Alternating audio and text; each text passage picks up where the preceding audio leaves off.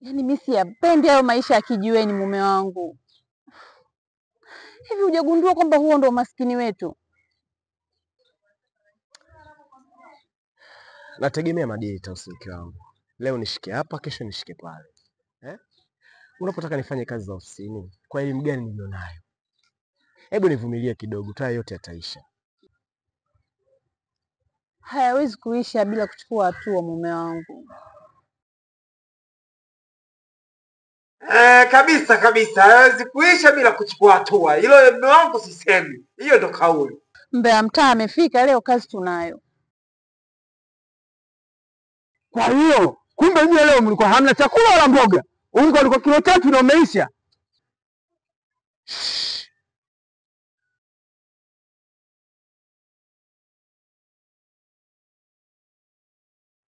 Bita, nakwambia nikisikia hizo taarifa sehemu nyingine yoyote na kuua.